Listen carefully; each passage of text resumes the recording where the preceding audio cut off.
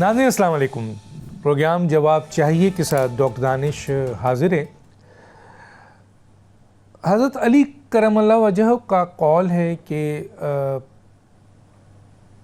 کفر کا نظام تو چل سکتا ہے لیکن ناانصافی، بے انصافی، ظلم کا نظام نہیں چل سکتا. یہ جو 27ویں ترمیم آئی ہے اور 26ویں ترمیم آئی ہے، اس کے اثرات ہر شعبے پہ آئے گا. میں پہلے 2 اسکول آف تھاٹس سامنے رکھ دوں. ایک اسکول آف تھاٹ یہ کہتی ہے کہ 26ویں ترمیم نے ایگزیکٹو اور جوڈیشل پاور کو بیلنس کیا اور 27ویں ترمیم نے جوڈیشری کو مزید بہتر کر دیا. یہ ایک اسکول آف تھاٹس ہے. جو دوسرا اسکول آف تھاٹس ہے جس میں بیشتر بار کونسلز، بار ایسوسیشنز، اہم ترین وکلاء، ریٹائرڈ ججز اور کئی اہم لوگ یہ کہتے ہیں کہ 26ویں ترمیم نے جوڈیشری کا اختیار ختم کیا اور 27ویں ترمیم نے جو جوڈیشل سسٹم ہے اس کو. اب اس سلسلے میں اگر یہ واقعی صحیح ہے جو جوڈیشل سسٹم گیا ہے اس ترمیم کے ذریعے، اور کہا جاتا ہے کہ اس میں اسلامک پروویژن کی بھی خلاف ورزی ہوئی ہے، بیسک اسٹرکچر کی بھی خلاف ورزی ہوئی ہے، فنڈامنٹل رائٹس کی بھی خلاف ورزی ہوئی ہے، اور پرسن اسپیسیفک قانون بنایا گیا جو آئین اور قانون کے لحاظ سے غیر آئینی ہے. اب ہوگا کیا کہ ملک میں آزاد عدالتی نظام نہ ہونے سے کیا مسائل ہو سکتے ہیں، اس پہ ہمارے آج کے مہمان ہیں، ہم ان سے پوچھیں گے، اور سچویشن بھی کیا ہے وہ بھی ہم ڈسکس کریں گے. آئین، ادارے اور احتساب غیر مؤثر ہو جاتے ہیں. ملک میں اخلاقی گراوٹ کا راج ہو جاتا ہے، اور یہ سب کچھ کس وجہ سے ہو رہا ہے؟ جب آزاد عدلیہ خود مختار نہ ہو اور جسٹس سسٹم دفن ہو گیا ہو اور انصاف اور قانون ختم ہو گیا ہو تو یہ چیزیں ہو رہی ہیں کہ آئین، ادارے اور احتساب غیر مؤثر ہو جاتے ہیں. ملک میں اخلاقی گراوٹ کا راج ہو جاتا ہے. ملک میں بدترین سیاسی عدم استحکام آتا ہے، اور پھر اس بدترین سیاسی عدم استحکام کی بنیاد پر ملک میں معاشی تباہی آتی ہے. معاشی بحران ملک کو شدید نقصان پہنچاتا ہے. جب معاشی تباہی آئے گی تو ملک کو شد سے زیادہ نقصان پہنچے گا. سماجی انصاف ختم ہو جاتا ہے، سوشل جسٹس جس کو کہتے ہیں. لاقانونیت اور دہشت گردی پروان چڑھتی ہے. عوام کا اعتماد عدالتی نظام سے ختم ہو جاتا ہے، اور پھر لوٹ مار اور کرپشن عام ہو جاتی ہے. ان ایشوز پہ بات کریں گے. ہمارے ساتھ ریحام خان صاحب، سربراہ پاکستان پبلک پارٹی. آپ کا بہت شکریہ سر، آپ نے جوائن کیا. میرے ساتھ ہیں ڈاکٹر اکرام الحق صاحب، ماہر معاشیات. آپ کا بہت شکریہ، آپ نے ہمیں جوائن کیا. میرے ساتھ ہیں دانیال عزیز صاحب، سابق وفاقی وزیر نجکاری، سابق چیئرمین نیشنل ریکنسٹریکشن بیورو، سینئر سیاستدان. آپ کا یہ بہت شکریہ سر، آپ نے ہمیں جوائن کیا. لیڈیز فرسٹ، ریحام خان کی طرف آتے ہیں. جی ریحام خان صاحبہ، آپ اس وقت جو موجودہ صورتحال ہے پاکستان کی، پاکستان کہاں کھڑا ہے سیاسی طور پر، معاشی طور پر، اخلاقی طور پر، یہ آئینی طور پر، قانونی طور پر، یہ جو جوڈیشل سسٹم ہے، یہ 27ویں ترمیم ہے، یہ جو 26ویں ترمیم آئی، اس اور عوام کے جو مسائل ہیں، عوام کہاں کھڑی ہے، کس طرح کے حالات ہیں اس وقت ملک میں، کیسے دیکھتی ہیں آپ؟ بہت شکریہ ڈاکٹر صاحب. دیکھیں، میں تو یہ تمام ترامیم جو ہیں یا جو سیاسی پارٹیز جو کہ سیاست کرنا شاید بھول چکی ہیں، ان سب چیزوں کو بھانپتے ہوئے ہی تو ہم نے پاکستان ریپبلک پارٹی اناؤنس کی. اور کیوں اناؤنس کی؟ اس لیے کیونکہ ہم ترامیم کرتے ہیں اپنی سہولت کے لیے، اپنی کرسی بچانے کے لیے. لیکن کیا ہی اچھا ہو کہ اتنی ترامیم آئی ہیں. اب دیکھیں 27ویں ترمیم تک ہم پہنچ آئے ہیں، اور 27ویں ترمیم پہ تو میں بعد میں آؤں گی، لیکن کیا ہی اچھا ہو کہ آپ ایک 28ویں، ایک 29ویں ترمیم لے کے آئیں.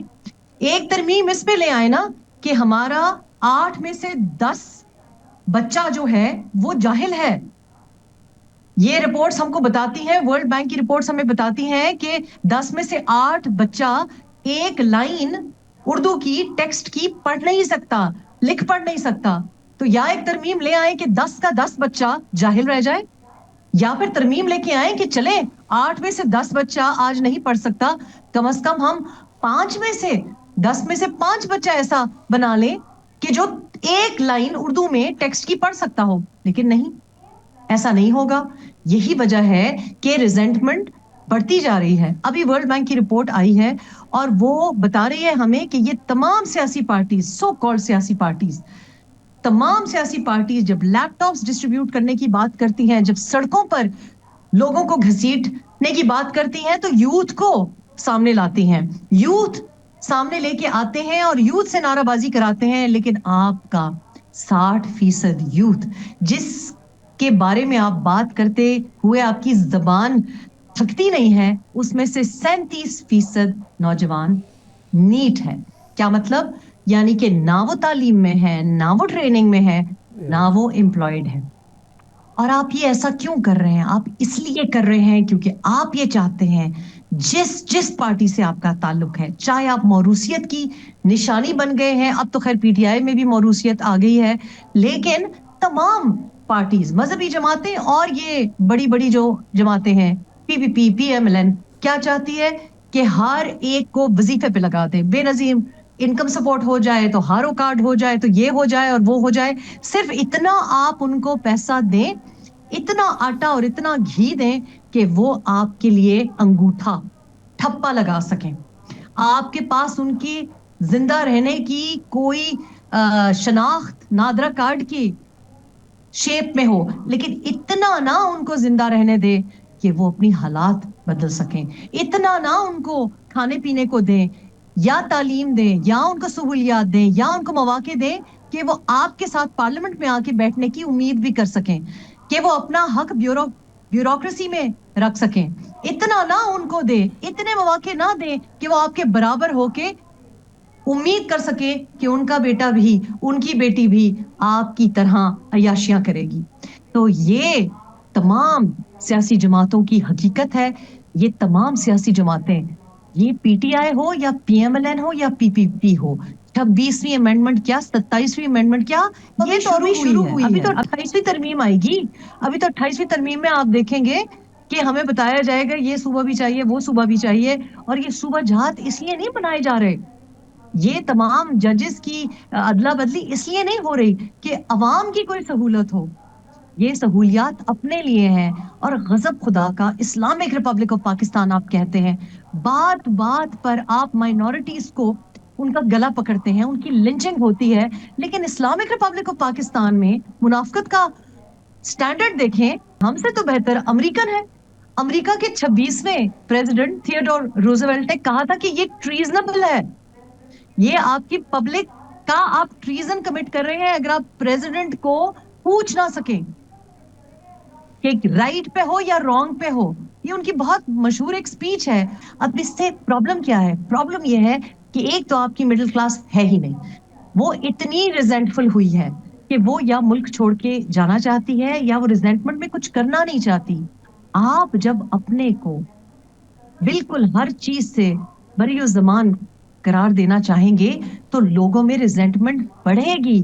آپ کی جو رولنگ کی جو ایک شلوی سے کہ اتھارٹی ہے وہ ڈیمیج ہوتی ہے. لوگ سوچتے ہیں کہ کیوں چاہیے ایگزمپشن ان کو, اس سے وہ ریزنٹمنٹ بڑھتی ہے.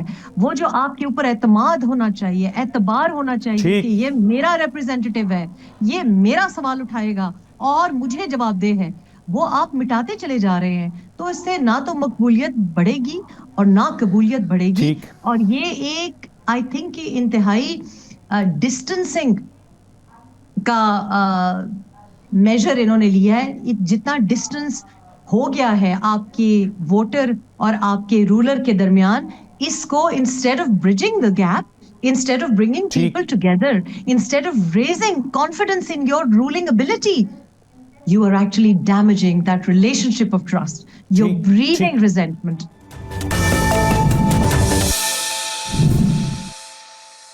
ڈاکٹر اکرام الحق صاحب کہتے ہیں کہ جس ملک کا جوڈیشل سسٹم یا انصاف قانون نہیں ہوگا تو اس ملک میں سیاسی عدم استحکام آئے گا، سماجی عدم استحکام آئے گا، اخلاقی عدم استحکام آئے گا، اور اس کی وجہ سے ملک میں معاشی عدم استحکام آئے گا، اور معاشی عدم استحکام اگر آتا ہے جس ملک میں، وہ ملک پھر ترقی نہیں کر سکتا، چل نہیں سکتا۔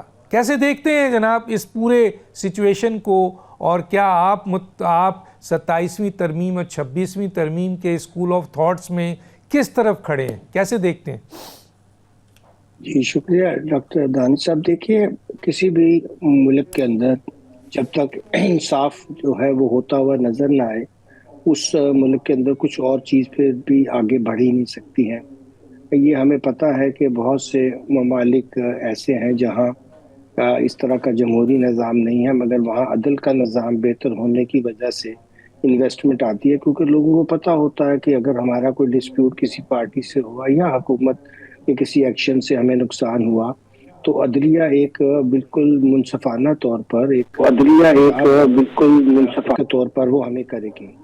تو یہ بہت ضروری ہوتا ہے کہ کسی بھی ملک میں جو صحیح آربیٹریٹر ہوتا ہے، جس کے اوپر سارے اعتماد کرتے ہیں، اور آئین کا بھی یہی منشا ہوتا ہے کہ ان کی آزادی کو، ان کی جو افیکٹونیس ہے اس کو بالکل نہ چھیڑا جائے۔ مگر یہاں یہ کیا گیا ہے کہ ان کی تعیناتی ہو، ان کی ٹرانسفرز ہوں، ہر چیز میں ثابت کیا گیا ہے کہ ایگزیکٹو جب چاہے ان کو تنگ کر سکتی ہے۔ اب ظاہر ہے کہ اگر آپ ایسے ججز لگائیں گے جو آپ کے مرہون منت ہوں، اور جو آپ کے مرہون منت نہیں ہوں گے ان کو پھر آپ اور طریقے سے مجبور کریں گے کہ وہ یا تو مرہون منت رہیں یا پھر وہ چھوڑ دیں۔ اور یہ جو آپ نے دیکھا کہ اس میں سب سے بری بات جو ہوئی ہے وہ یہ ہوئی ہے کہ انہوں نے اس کے جو ججز کے تبادلوں کا ذکر فرمایا ہے، تو یہ کوئی سرکاری ملازمت نہیں ہے، یہ کانسٹیٹیوشنل پروویژنز ہیں اور پوزیشنز ہیں، ان کو آپ سبارڈینیٹ نہیں کر سکتے ہیں۔ یہی ایک چیز ثابت کرتی ہے کہ منشا یہ نہیں ہے کہ آزاد عدلیہ اور ایک انصاف کی فراہمی کی جائے، بلکہ یہ ہے کہ ایگزیکٹو کا کنٹرول بڑھایا جائے۔ کیونکہ اگر وہ واقعی عدلیہ کے نظام کو بہتر کرنا چاہتے تو جو نچلی عدالتوں میں لاکھوں کیسز پڑے ہوئے ہیں وہاں تو کوئی توجہ نہیں دی جا رہی ہے، اور صرف سپریم کورٹ کو ہی کیوں نشانہ بنایا جا رہا ہے اور ہائی کورٹس کو ہی کیوں نشانہ بنایا جا رہا ہے؟ کیونکہ دونوں کے پاس کانسٹیٹیوشنل پاور ہیں، اور وہ کانسٹیٹیوشنل پاور جو ہیں وہ لوگوں کی جو آزادیاں ہیں، جو لوگوں کے بنیادی حقوق ہیں، ان کے نگہبان ہوتے ہیں۔ اب وہ چاہتے ہیں کہ یہ ختم کر دیا جائے، اور جو ہم کام کریں اگر اس میں کوئی زیادتی کا پہلو ہو تو عدالت ہماری منشا کے مطابق چلے، نہ کہ آئین کے مطابق چلے۔ اب اس سے تو پوری جو آئین کے اندر ہم نے سیفٹی والز رکھے ہوئے ہیں، جو لوگوں کی آزادیوں کی ضمانت دی ہوئی ہے، جو لوگوں کے بنیادی حقوق کی ضمانت دی ہوئی ہے، اس کو کون انفورس کرواتا ہے؟ آبویسلی وہ تو عدلیہ کا ہی کام ہوتا ہے۔ اور یہ کانسٹیٹیوشنل جو ہمارے ہاں آرٹیکل 199 ہے، پھر ہمارے ہاں جو آرٹیکل 184 تھا انہوں نے وہ ختم کر دیا، اور دیکھا کہ اس عدالت کو تو ہم کنٹرول نہیں کر پا رہے ہیں، اس میں ہم نے آئینی بینچ بھی بنا کے دیکھے، مگر ہمیں اب ڈیفیکلٹی آ رہی، کیونکہ جب 26ویں ترمیم چیلنج ہوئی تو انہوں نے بینچ نے بارہا کہا کہ جی ہم تو چاہتے ہیں کہ سارے ہی آئینی جو ہیں وہ بینچ کے جج ڈکلیئر کر دیے جائیں، اور ہمیں کوئی اعتراض نہیں ہے اگر سارے اس کو سنیں۔ اس نے میرے خیال میں ایک الارم کریٹ کیا، اور اس لیے انہوں نے 27ویں بھی تیار رکھی ہوگی کہ اگر ایسی صورتحال پیش آئی تو ہم عدالت ہی علیحدہ کر دیں گے، اور پھر وہ عدالت ہماری مرضی کے مطابق چلے گی۔ اور وہاں جو تقرریاں ہوئی ہیں وہ بھی اسی طرف اشارہ کرتی ہیں کہ وہ کنٹرول کی پالیسی ہے، نہ کہ عدل کی فراہمی کو یا عدل کی مؤثر ہونے کو بہتر کرنے کی کوئی خواہش ان کے دل میں ہے۔ تو ترامیم جب بھی کوئی آئین میں کی جاتی ہیں تو ایک سیریس معاملہ ہوتا ہے، وہ 48 گھنٹے میں یا 24 گھنٹے 20 گھنٹے کی بات نہیں ہوتی۔ آپ ان کو پبلش کرتے ہیں، اسٹیک ہولڈرز کے رائے لیتے ہیں، اس کے اوپر بحث ہوتی ہے، میڈیا کے اندر لوگ بات چیت کرتے ہیں، اور پھر اس کے ایک آپ چاہتے ہیں کہ کنسنسس کے ساتھ اگر واقعی بہتری کا ارادہ ہو تو آپ چاہتے ہیں کہ اس کو کیا جائے۔ اور انہی چیزوں سے اشاریہ لے کر باہر کے لوگ جو ہیں، جو کچھ یہاں آنا بھی چاہیں، کوئی انویسٹمنٹ کرنا بھی چاہیں، تو وہ ملک کے نظام عدل کو تو بہت دھیان سے دیکھیں گے۔ اور آپ نے درست فرمایا کہ اس سے ہی ساری پھر نہ ہمیں آزاد عدلیہ نہ ہو تو پھر ملک کے اندر کوئی چیز بھی نہیں پنپ پاتی ہے، چاہے وہ آزاد میڈیا کی خواہش ہو، چاہے وہ آزاد سیاست کی خواہش ہو، چاہے وہ اچھے بزنس کی خواہش ہو، کیونکہ اعتماد لوگوں کا اداروں سے اٹھ جاتا ہے، اور میرا خیال ہے کہ جس نے بھی یہ دونوں ترامیم کیے ہیں اس کو سوچے سمجھے بغیر کیا ہے کہ انہیں وقتی فائدہ تو ہو سکتا ہے مگر لانگ ٹرم میں یہ پاکستان کے لیے بہت نقصان دہ ہے۔ ٹھیک ہے جی، میں اس وقت آنا چاہوں گا دانیال عزیز صاحب کی طرف۔ میں اکرام صاحب یہ چاہوں گا کہ جب میں دوسری دفعہ آپ کی طرف آتا ہوں تو آپ ضرور بتائیے گا کہ یہ 27ویں ترمیم 26ویں ترمیم جس سے آپ بھی متفق ہیں کہ اس سے عدالتی اختیارات ختم ہو گئے، انصاف جسٹس ختم ہو گیا ہے، تو پھر سیاسی عدم استحکام اور پھر معاشی استحکام اور ملک ترقی نہیں کرے گا، یہ ایک بیسک سلوگن ہے۔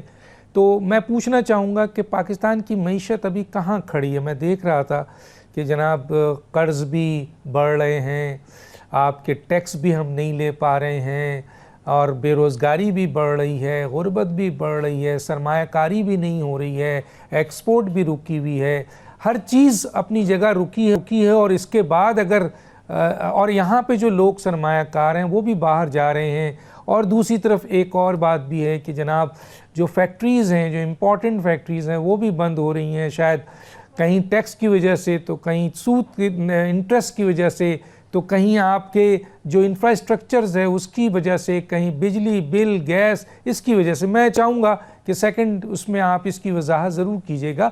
اور میں آتا ہوں جناب دانیال عزیز صاحب کی طرف۔ جی دانیال عزیز صاحب، اس نظام میں اس وقت جو کنڈیشنز ہیں پاکستان کی جو آپ دیکھ رہے ہیں، کیونکہ آپ ایک بہترین سیاستدان بھی ہیں اور آپ بہترین پلاننگ کے حصے میں بھی رہے، آپ نے لوکل باڈیز پہ بھی کام کیا، NFC پہ بھی بہت ساری چیزوں پہ کام کیا ہے۔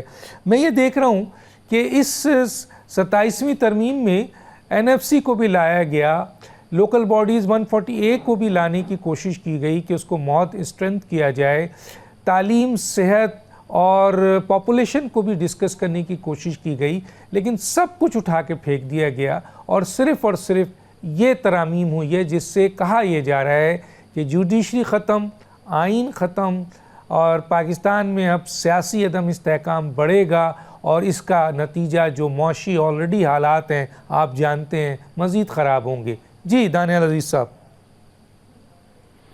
جی، سب سے پہلے تو اس میں کوئی شک نہیں ہے کہ یہ جتنی بھی ترامیم ہوئی ہیں یہ ایک سیاسی پس منظر کے ہوتے ہوئے ہوئی ہیں، اور اس کو کسی طرح بھی نظر انداز نہیں کیا جا سکتا کہ اس کے اوپر کیا اثرات ہوں گے، یا اس کی اثرات کی وجہ سے یہ ترامیم سامنے لانی پڑی ہیں، اور اس میں کچھ نہ کچھ حقیقت بھی ہوگی لازماً۔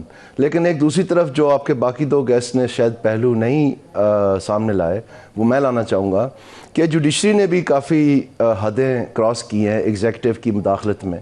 مثلاً یہ جو صاحب تھے، یہ کہاں سے چیف جسٹس کا کام ہے کہ جا کے ہسپتالوں میں چھاپے مار کے تو ان کی ٹریں اٹھائیں اور ان کی کھانے کی ٹرے الٹا دیں اور ان کو ڈانٹ ڈپٹ کرنا شروع کر دیں؟ مطلب یہ کیا ہے؟ یہ کوئی سلطان رائی کی فلم ہے؟ یہ آئین کی پاسداری ہو رہی ہے؟ اور پھر آپ نے ایک سٹنگ وزیر اعظم نکال دیا ایک لفظ پہ ریسیویبل، جو کہ آپ کی ججمنٹ میں لکھا ہوا تھا کہ یہ بلیکس لا ڈکشنری میں اس کے یہ معنی ہیں کہ یہ ایسٹ ہے، جبکہ بلیکس لا ڈکشنری کی 10 ایڈیشنز میں اس کا ذکر ہی نہیں ہے۔ اور پھر آپ کی اتنی دیدہ دنستہ دلیری کہ اس کے ہوتے ہوئے کہ آپ کی اتنی بڑی سبکی ہوئی ہے کہ آپ اس پہ جڑے رہے اور کہا کہ نہیں بھی ہے بلیکس لا ڈکشنری میں، پھر بھی ہم صحیح ہیں، اور وزیر اعظم نکال دیں آپ۔ اور اس کے بعد جو یہ ٹریل بنی ہے صاحب کی اور یہ صاحب کی دوسروں کی، آپ نے آرٹیکل 140A کی ذکر کیا، ہر ایک نے اسپیشلی 140A پہ ججمنٹ دی ہے، کسی ایک نے بھی اس ججمنٹ کی صحیح انٹرپریٹیشن نہیں کی، ہر ایک نے اپنے آپ کو ریگولیٹر بنانے کی کوشش کی بجائے کہ وہ اس ججمنٹ کی صحیح انٹرپریٹیشن کی۔ یعنی کہ جو آرٹیکل 140A گارنٹی کرتا ہے وہ کہیں پاکستان میں نہیں ہے، اور یہ کہہ رہے ہیں ہمارے فیصلے سارے بالکل ٹھیک ہیں، اور جو پاکستان میں کہیں نہیں کہتا کہ ایسا ہونا چاہیے کہ جی ریسیویبل کہ آپ وہ آپ کرتے چلے جا رہے ہیں۔ سو یہ میرے خیال میں حجامت کافی دیر سے ڈیو تھی، اور کافی زیادہ انہوں نے، مطلب آپ جسٹس افتخار کے ٹائم سے دیکھ لیں، ان کو یہ بڑا شوق ہے، آخر جو بھی کوئی کسی آئینی عہدے پہ آ جاتا ہے اس کے اندر ایک جراثیم پیدا ہو جاتے ہیں کہ اس نے سیاسی جماعت بنانی ہے۔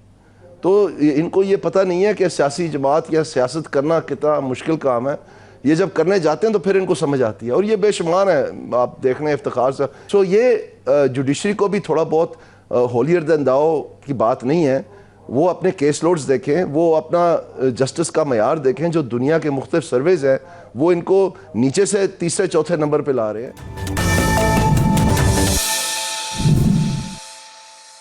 یہ کوئی مذاق نہیں ہے اتنے بڑے ملک میں. اور یہ بات آپ کی بالکل درست ہے کہ اگر آپ کو کانٹریکٹنگ اور کانٹریکٹ انفورسمنٹ کا نظام ہی نہیں ہے تو پھر آپ ایک اکنامک گروتھ نہیں لا سکتے. یہ ایک فنڈامنٹل بیڈ راک ہے کسی بھی اکنامک ٹرانزیکشن کے لیے کہ آپ اس کی انفورسمنٹ کی طرف ایک آسان اور سستا طریقے سے آگے بڑھ سکیں اور بر وقت وہ ہو. تو جب وہی نہیں ہے تو پھر آپ کیسے اکانومی گرو کر سکتے ہیں؟ یہ بات بالکل درست ہے. آپ دیکھ لیں کتنے ریل اسٹیٹ کیسز پھنسے ہوئے ہیں عدالتوں میں, آپ کتنی بلڈنگز کے کیسز پھنسے ہوئے ہیں, کتنے بے شمار شیئرز کے کیسز پھنسے ہوئے ہیں. سارے اربوں خربوں کے 30-40 سال ہو گئے, اس کے فیصلے ہی نہیں آ رہے, کوئی امپلیمنٹیشن نہیں ہو رہی. تو جوڈیشری کو بھی سوچنا چاہیے, نہ کہ وہ صرف اس بات کی فکر کریں کہ ان کا ٹی وی کے اوپر کیس چل رہا ہے یا وہ ان کیمرہ چلا رہے ہیں یا خبر کیا چھپ رہی ہے یا ان کا خط جو ہے چھپا ہے کہ نہیں چھپا. یہ کبھی جوڈیشری کا محور نہیں تھا. سو آئی تھنک مطلب یہ اس لیے نہیں کہہ رہا, مجھے خود تجربہ ہے کہ مجھے باقاعدہ نشانہ بنا کے یہ کنٹیمپٹ آف کورٹ میں ٹل رائزنگ آف دا کورٹ مجھے ڈسکوالیفائی کیا گیا 5 سال کے لیے, صرف اس لیے کہ میں سچ بولتا تھا. کچھ نہیں ملا ان کو. تمام جو میرے خلاف چارجز تھے اس میں پہلے انہوں نے مجھے بری کیا, پھر ایک ضمنی چارج لگا دیا کہ جی آپ نے یہ جو لفظ استعمال کیا ہے, یہ جو ہمیں جوید ہاشمی صاحب نے بتایا تھا لفظ کہ جی یہ جو اسکرپٹ ہے اس کے تحت ہو رہا ہے سارا کچھ. تو میں نے ان کو بتایا کہ جی اسکرپٹ تو پورا پاکستان بحث کر رہا ہے اسکرپٹ کے بارے میں, وہ تو پی ٹی آئی کے چیئرپرسن نے ہمیں بتایا, تو دانیال عزیز کہاں سے اسکرپٹ کا مجرم بن گیا؟ تو انہوں نے کہا نہیں جی آپ نے اسکرپٹ کا لفظ استعمال کیا لہٰذا آپ کو ہم till rising of the court condemn کر دیں. یعنی آنن فانن یہ شکاری بنے ہوئے تھے, یہ جج نہیں تھے. تو یہ پھر جب ان کی باری ہے, آپ گیلانی صاحب کا کیس دیکھ لیں, آپ نواز شریف, تو ابھی گیلانی کی پارٹی پاور میں ہے اور نواز شریف کی پارٹی پاور میں ہے, تو آپ کو وعلیکم السلام مل گیا. تو اس وقت سوچنا چاہیے تھا, ایک رسپانسبل بیہیویئر ہونا چاہیے. ریحام خان صاحبہ, میں 2 ایشو آپ کے سامنے رکھنا چاہتا ہوں. ایک تو یہ ہے کہ 27ویں ترمیم میں کوشش کی گئی کہ این ایف سی کو ڈسکس کیا جائے. یہ ظاہر ہے عوام سے ریلیٹڈ ہے, لوگوں سے ریلیٹڈ ہے, اس کو نہیں آنے دیا گیا. پھر پاپولیشن پہ قانون سازی کرنے کی بات کی گئی, اس کو نہیں آنے دیا گیا. پھر صحت اور تعلیم کے میٹر کو بھی لانے کی کوشش کی گئی, کیونکہ 18ویں ترمیم کے حوالے سے ہر صوبے میں اور ہر شہر میں عجیب و غریب نصاب پڑھایا جا رہا ہے جو دنیا میں کہیں نہیں ہے. پھر صحت کو لانے کی کوشش کی گئی, اور پھر جو سب سے اہم آپ کے سیاست اور جمہوریت کا اساس ہوتا ہے لوکل باڈیز, اس کو لانے کی کوشش کی گئی, لیکن اسے نکال کر پھینک دیا گیا.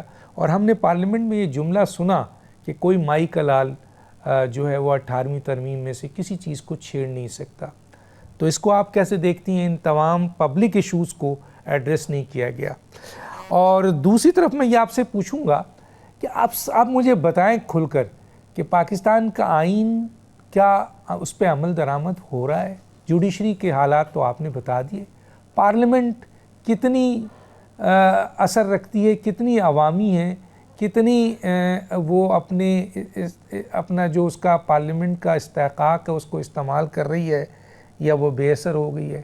نیب کا ادارہ کہاں کھڑا ہے؟ الیکشن کمیشن کہاں کھڑا ہے؟ یہ ادارے کہاں کھڑے ہیں؟ کیسے دیکھتی ہیں؟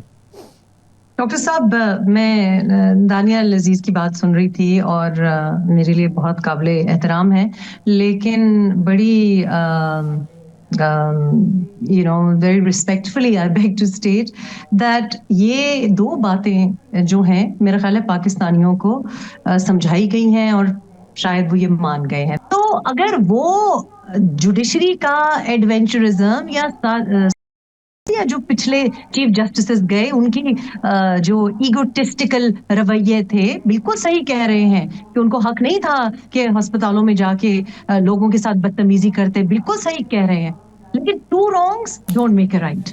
اگر آپ اس جوڈیشل ایکٹیویزم کو, اگر آپ جوڈیشری کو صاف کرنا چاہتے تھے اور آپ وہ ترمیم کرتے, تو جیسے آپ کے دوسرے گیسٹ اکرام اللہ صاحب نے کہا ہے, تو یہ تو ڈیبیٹ ہونی چاہیے تھی نا, ڈسکشن ہونی چاہیے تھی. لیکن اتنی کیپیسٹی اگر ہمارے پارلیمنٹیرینز میں ہوتی کہ وہ ڈسکس کرتے, تو این ایف سی ایوارڈ سے نہ کتراتے NFC ایوارڈ کو کیوں ڈسکس کریں گے؟ دوسری بات جو دانیال عزیز صاحب نے کہی کہ جی سیاست کرنا آسان نہیں ہے، سیاست کرنا نیپو کڈز کے لیے صرف آسان ہے. ہم تو یہی کہہ رہے ہیں نا کہ سیاست کیوں ایک مخصوص طبقے کے لیے ہے، کہ یا وہ کوئی ایلیٹ ہو یا وہ کوئی ڈینسٹی سے اس کا تعلق ہو. کیوں بھئی ان کی زندگیاں ہم سے میچ ہی نہیں کرتی، ان کے ٹیکس سلیبز ہی ہم سے میچ نہیں کرتے. ہم پہ پڑ رہا ہے، ہم تو 10 لاکھ سے زیادہ کما نہیں سکتے، 9% آپ اور لگا دیں گے ہم پہ. تو ہمیں یہی تو بدلنا ہے. اور آپ یہ NFC ایوارڈ کی بات کر رہے ہیں، آپ مجھے اتنی خوشی ہوئی ہے کہ آپ نے یہ بات ریز کی، اور تو کوئی اس کے بارے میں آج بات ہی نہیں کر رہا. ایک فضول سے آرٹیکل کو لے کے پوری پاکستانی میڈیا دیوانی ہوئی ہے. NFC ایوارڈ کیوں نہیں ڈسکس کیا گیا؟ اس لیے کہ NFC ایوارڈ میں آپ کو زیادہ پیسے ملتے ہیں اگر آپ کی پاپولیشن زیادہ ہو. آپ کو فائدہ ہے اگر آپ کے صوبے میں بہت زیادہ پاپولیشن ہو، آپ کو فنڈ زیادہ ملے گا.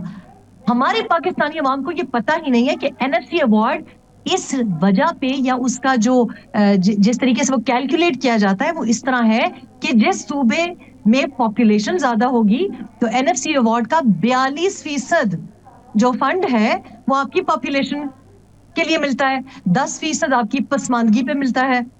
تو وہ کیوں آپ دے دیں گے فیڈریشن کو؟ آپ کیوں چاہیں گے کہ آپ کا پاپولیشن انڈر کنٹرول آئے؟ آپ کیوں چاہیں گے کہ آپ کا صوبہ بیکورڈ نہ رہے؟ اور KP کو تو 1% ایکسٹرا وار آن ٹیرر کا بھی ملتا ہے، تو آپ کیوں چاہیں گے کہ آپ ٹیررزم کو کنٹرول کریں؟ تو یہ تو اس وجہ سے بات نہیں کرنا چاہتے. وہی بات جو میں نے آپ کو پہلے سوال کے جواب میں کہی کہ ان لوگوں کو سوٹ کرتا ہے کہ بس لوگ زندہ رہیں، سانس لیتے رہیں، وظیفوں پہ پلتے رہیں تاکہ ہم ان کے اوپر رولرز رہیں.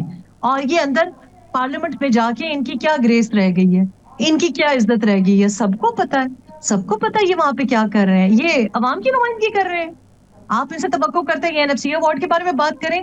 یہ NFC ایوارڈ کے اوپر تو پل رہے ہیں، ان کی تو جنریشنز NFC ایوارڈ کے اوپر پل رہی ہیں. ان کو تو سوٹ ہی نہیں کرتا کہ تعلیم کی بات کریں نا. کتنے لوگوں نے یہ بات کی ہے؟ مجھے تو شرم آ رہی ہے اس بات پہ کہ میں بیٹھی ہوئی ہوں اور ہمارے لائک فار لائک سے اگر آپ کمپیئر کریں، پاکستان جیسے ممالک سے کمپیئر کریں، ادھر بھی 10 میں سے 8 بچہ جاہل نہیں ہے. میں تو اپنے ممالک کے ساتھ کمپیئر کر رہی ہوں، یہ ورلڈ بینک کی رپورٹس ہیں. یہ کوئی من گھڑت میں آپ کو سٹیٹس تو نہیں بتا رہی. تو کیوں بات کریں گے پاپولیشن کے بارے میں؟ کیونکہ اگر پاپولیشن فیڈریشن کے پاس آ گئی، فیڈرل سبجیکٹ ہو گیا، اس کے اوپر ڈیبیٹ ہونی چاہیے تھی. اگر پاپولیشن یا صحت یا تعلیم کا نصاب کریکولم اگر سینٹرل ہو گیا تو پھر آپ وہ تو نہیں کر سکیں گے جو آپ اپنے صوبوں میں کرتے ہیں. جماعت اسلامی آتی ہے، وہ سارا ہمارا پشتون کلچر کو وائپ آؤٹ کر دیتی ہے. PTI آتی ہے، وہ جناب ANP کے جو ہیروز وہ سمجھتی ہیں ان کو وائپ آؤٹ کر لیتی ہیں. یہ اس قسم کی باتیں کیسے؟ How can we grow as a country? 27ویں امینڈمنٹ آپ کریں، 28ویں امینڈمنٹ آپ کریں، لیکن ڈسکس تو کریں. پوچھیں تو صحیح کہ بھائی کیا ڈسکس کرنا ہے، کیا نہیں ڈسکس کرنا. اگر آپ کی جوڈیشری، میں I am also been reporting on the judiciary، میں جب سے پاکستان میں آئی ہوں میں لوور کورٹس کی بات کر رہی ہوں، مجھے پتا ہے. بلکہ اسلام آباد ہائی کورٹ جیسی مطلب ایک ہائی کورٹ میں تو حیران پریشان ہوں کہ ہمارے ججز کس قسم کے بیچارے کیسز وہ ڈیل کر رہے ہیں. But that does not mean آپ بدلہ ججز سے نہیں لے رہے، آپ بدلہ عوام سے لے رہے ہیں، آپ بدلہ ہم سے لے رہے ہیں، آپ ہمیں ریپرزینٹ ہی نہیں کر رہے. پارلیمنٹ کا آپ ماحول دیکھیں کہ کس قسم کا ماحول ہے. بلوچستان اسمبلی میں دیکھیں چائلڈ میرج ایکٹ کے اوپر پروہیبیشن ہوئی ہے، ووٹ کوئی ڈسکس ہی نہیں کرا. وہ ان کو لگ رہا ہے کہ پتہ نہیں کیا وائلیشن آف اسلامک رائٹس ہو گئی ہے وہاں پہ.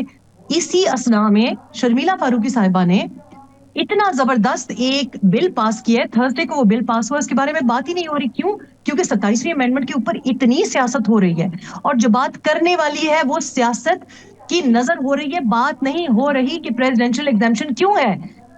کیا آپ کو پتا ہے کہ آج جو آپ سیلیبریٹ کر رہے ہیں کہ آپ نے اپنا NFC ایوارڈ پروٹیکٹ کر لیا اور آپ کو ایگزیمپشن مل گئی، آپ کی سیاست ہی نہیں رہے گی. جو میں بات کر رہی ہوں، میں معاشرے کی اصلاح کی بات کر رہی ہوں، میں اگلے 10 سال نہیں اگلے 30 سال کی بات کر رہی ہوں. وہ جو وعدے آپ نے ایک PMLN کا فالوور یا PPP کا فالوور جو 20 سال کی عمر میں آپ کے وعدے سن رہا تھا، آج وہ میری طرف 50 سال کا ہے. اب ابھی تک اس کے وعدے پورے نہیں ہوئے. پی ٹی آئی پچھلے 13 سال سے جو وعدے کر رہی تھی, وہ بچے بھی اب مڈ 30s 40s میں آ گئے ہیں, وہ وعدے بھی پورے نہیں ہوئے. تو یہ کب تک چلے گا, یہ کب تک یہ ڈرامہ چلے گا؟ It cannot go on. ٹھیک ہے. Politics will not go on. They have killed their own politics with the 27th Amendment. اکرام صاحب آپ کی طرف آتا ہوں کہ یہ ذرا بتائیے گا سر کہ اس وقت کیا معاشی حالات ہیں, اور ان امینڈمنٹ کے بعد اگر جسٹس نہیں ہے, انصاف نہیں ہے, تو پھر کیا ہوگا؟ سرمایہ کاری کا کیا ہوگا, ایکسپورٹس کا کیا ہوگا, یہاں پہ جو آپ کے اس وقت جو موجودہ بے روزگاری ہے, عوام کے حالات ہیں, کیا ہوگا سر؟ طارق صاحب دیکھیے, ابھی فرسٹ کوارٹر کے بھی جو فسکل آپریشنز کی رپورٹ میں دیکھ رہا تھا پچھلے سال کی آپ کے سامنے ہے. سب سے بڑا مسئلہ یہ ہے کہ ہم ایک لو گروتھ میں پھنس کے رہ گئے ہیں. 2 سے 3% کی گروتھ, تو جب آپ دنیا کا 5واں بڑا آبادی کا ملک ہے, اللہ تعالیٰ نے آپ کو انسانی وسائل بھی دیے ہیں, قدرتی وسائل بھی دیے ہیں, تو آپ کو تو بڑی 5ویں اکانومی تو کم از کم ہونا چاہیے تھا. مگر دیکھیے کتنی بدقسمتی کی بات ہے کہ ایک نیوکلیئر اسٹیٹ جو ہے وہ دن بہ دن قرضوں کے جال میں اتنا پھنس چکی ہے کہ اب ہمارا جو ڈیٹ ٹریپ ہے وہ صرف ہم اس لیے اب لون لے رہے ہیں کہ ہم نے پچھلے سود اور ڈیٹ سروسنگ کرنی ہے, اور اس کی طرف کوئی توجہ نہیں دے رہے ہیں. آپ نے درست فرمایا, جو ان امپلائمنٹ کے ریٹ جو پہلے بھی 37% کی بات ہوئی ہے اور ورلڈ بینک کی رپورٹ کی بات ہوئی ہے, دیکھیے بہت خراب صورتحال کو آپ یہ پیش کر رہے ہیں کہ جی صاحب اچھا ہے, تو پھر آپ ٹھیک کیسے کریں گے اگر آپ یہ اس کا آپ کو ادراک ہے اور آپ کو اس کا احساس ہے کہ صرف اگر آپ پروپیگنڈا کریں گے, 60 پیج کے سپلیمنٹ چھاپیں گے تو اس سے آپ کا مسئلہ حل ہو جائے گا, آپ قوم کو بیوقوف بنا. آپ دیکھیے وہ زمانہ تو رہا ہی نہیں ہے. اب سوشل میڈیا ہے, آپ کو ہر طرح کی انفارمیشن ہے, لوگوں کو بیوقوف نہیں بنا سکتے آپ بھلے 60 پیج کا سپلیمنٹ دیں, جس طرح مرضی پروپیگنڈا کریں, اور لوگ روز اپنی حقیقتوں کو دیکھ بھی رہے ہیں کہ ان کے لیے زندگی مشکل سے مشکل تر ہوتی جا رہی ہے. ٹیکسوں کا تو یہ حال ہے کہ دیکھیے ٹیکسز اتنے زیادہ ہم نے ان کے ریٹس ہائی کر دیے ہیں کہ اس کی وجہ سے لوگوں کی زندگی بھی جو ہے اجیرن ہو چکی ہے, اور کارپوریٹ کو ہم نے بالکل سیکٹر کو تباہ کر کے رکھ دیا ہے. کیونکہ کوئی بھی کارپوریٹ سیکٹر جو ہے وہ 48% 50% کے ٹیکسز کے ساتھ, اور ساتھ ہی اگر شرح سود بھی ڈبل ڈیجٹ ہو اور ساتھ میں انرجی کے ریٹ بھی دنیا میں سب سے ہائیسٹ ہو, کیسے سروائیو کر سکتا ہے؟ تو ہم کیا کر رہے ہیں, ہم اپنی جو تھوڑی بہت انڈسٹریل بیس تھی اس کو بھی تباہ کرنے کی کوشش کر رہے ہیں. ایکسپورٹس ہماری بالکل تباہ ہو چکی ہیں. اگر یہ ہماری فورن ریمیٹنسز نہ ہوں تو اللہ معاف کرے پتہ نہیں کیا حالات ہوں. یہ بھی ہمیں شکر ادا کرنا چاہیے کہ جو ہمارے ایکسپیٹریٹ ہیں وہ پیسہ باہر سے بیچتے ہیں تو کچھ ہمارا سہارا ہو جاتا ہے. مگر ریاست کسی طریقے سے میں دیکھ رہا ہوں کہ ان کی توجہ بجائے اس کے کہ وہ پاکستان کو ایک مضبوط معاشی جو ہے وہ اس کو ڈھانچہ دیں, اس کو آگے بڑھائیں اور ایک ایسا ملک بنے جو واقعی شان ہو. دیکھیے میں عرض کروں کہ ایسے بہت کم ممالک ہیں جن کے پاس اس طرح کی فیسیلیٹیز, اس طرح کی چیزیں حاصل ہیں, مگر صرف ہماری وسائل کا استعمال نہ کرنے کی وجہ سے اور غلط پالیسیز کی وجہ سے ہم کہیں کے کہیں پہنچ چکے ہیں. اور اب تو ٹیکسز کی وجہ سے لوگ بہت زیادہ تنگ ہیں, انڈسٹریاں بند ہو رہی ہیں اور لوگ ملک بھی چھوڑ کر جا رہے ہیں. انڈسٹریلسٹ اور کیپٹل بھی یہاں سے باہر جا رہا ہے. تو بجائے اس کے کہ ہم اپنا انویسٹمنٹ کا ریٹ بہتر کریں, اس وقت ہمارا انویسٹمنٹ کا ریٹ پورے ریجن میں کیا دنیا میں آپ دیکھیں کتنا بدترین ہے. Tax to G D P ratio بھی ہماری بدترین ہے. ٹیکسز ہم لگائے چلے جا رہے ہیں, اگر بیس نہیں بڑھا رہے ہیں تو وہی پھر 10-11 کے چکر میں ہم رہیں گے, اور اس سے زیادہ ٹیکسز لگانے سے ہم اپنی اور بھی تباہی کریں گے. کیونکہ ریئل ٹرم میں لوگوں کی انکم تو بڑھ نہیں رہی ہے, تو آپ اگر ان کی موجودہ جو انکم کی سطح اس کے اوپر ٹیکس ریٹ ہی بڑھاتے جائیں گے تو آپ کو تو 2 چیزیں کرنی چاہیے, گروتھ بڑھانی چاہیے, ایفیشنسی بڑھانی چاہیے, اور جو ایز آف ڈوئنگ بزنس ہے اور کاسٹ آف ڈوئنگ بزنس کو کم کرنا چاہیے. اگر یہ چیزیں آپ نہیں کریں گے تو بھلے آپ کچھ بھی کرتے رہیں, آپ صرف اور صرف قرضوں کی وجہ سے جو ہے وہ آگے نہیں بڑھ سکیں گے.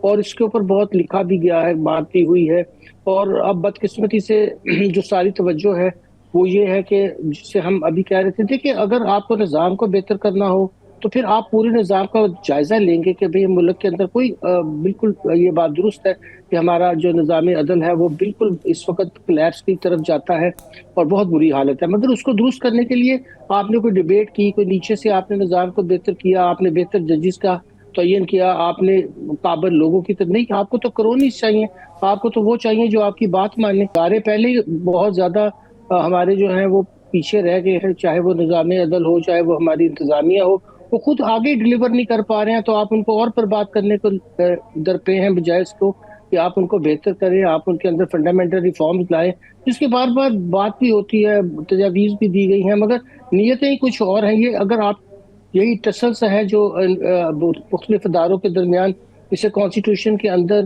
اگر آپ ٹرائیکاٹمی آف پاور کی اور سیپریشن آف پاور کو نہیں مانیں گے، تو پھر تو آپ ایک کلیپس کی طرف اور ایک نارکی کی طرف اور کیوس کی طرف جائیں گے۔ اور یہی ہمارا خدشہ ہے کہ دیکھیے اگر یہ پالیسیز اس طرح کی جاری رہیں گی تو آپ اپنے معاشی نظام کو اور زیادہ جو ہے وہ تباہ کر لیں گے، اور پھر وہاں سے ابھی تو چلیے ریوائول کے چانسز ہوئے تھے، کنسولیڈیشن کر سکتے ہم، اس کے بعد گروتھ کی طرف جا سکتے تھے، مگر جیسے ہی ایسا کوئی بات ہونے کی چیز ہوتی ہے آپ خود ہی اپنے پاؤں پہ کلہڑی مارتے ہیں اور کچھ نہ کچھ نئی چیز شروع کر دیتے ہیں۔ اپنے آئینی بینچ بنائے تھے، چلیے انڈیا نے بھی یہ تجربہ کیا، وہاں 5 سینئر جج جو ہیں وہ اب آئینی بینچ کا رول ادا کرتے ہیں، ٹھیک ہے، آپ نے تجربہ کیا تھا، وہ چلتا رہتا، وہاں دیکھ لیتے ہم سپریم کورٹ کے اندر یہ آئینی بینچ کے لوگ، کوئی 1 سال ابھی ہارڈلی ہوا تھا، آپ ان کو مزید کام کرنے دیتے، آپ نے ایک کورٹ ہی نہیں بنا دی۔ اب کسی بھی کامن لا کے جو پریکٹس ہے اس کے اندر کوئی سیپریٹ کورٹ اس طرح کی نہیں ہو سکتی ہے، کیونکہ وہ ان ملکوں کی ہم مثالیں دیتے ہیں جہاں کامن لا نہیں ہے، وہ سول لا جورسڈکشن کی کورٹس ہیں جہاں پہ شروع سے سیپریشن ہوتی ہے۔ یہ 1935 کے ایکٹ سے لے کر آج تک ایک فیڈرل کورٹ کا تصور جو ہے وہ وہاں رہا ہے، اور یہ ہونا چاہیے، تو اس کے بغیر آپ کا نظام چل نہیں سکے گا۔ دانیال عزیز صاحب، 2 باتیں لے کر آپ کے سامنے آتا ہوں۔ آپ نے اپنی گفتگو میں ججز کے رول کے اوپر، کنڈکٹ کے اوپر آپ نے بتایا، اور یقیناً بہت صحیح بات آپ نے پیش کی، لیکن سر میں یہاں سوال پوچھنا چاہتا ہوں کہ یہ جو پاور دی گئی تھی اس وقت جوڈیشری کو، وہ 19ویں ترمیم کے تحت دی گئی تھی، اور وہ 19ویں ترمیم پارلیمنٹ لائی تھی، اور پارلیمنٹ میں یہی پارلیمنٹیرین سیاستدان تھے جنہوں نے اٹھا کر جوڈیشری کو ایکسٹرا آرڈینری پاور دیا، جس کے رزلٹس اچھے نہیں آئے، اور اب وہی پارلیمنٹ نے جوڈیشری کے اختیارات کو ختم کر کے ایگزیکٹو کے اختیارات کو آسمان پہ پہنچا دیا ہے، تو ذمہ دار کون ہے؟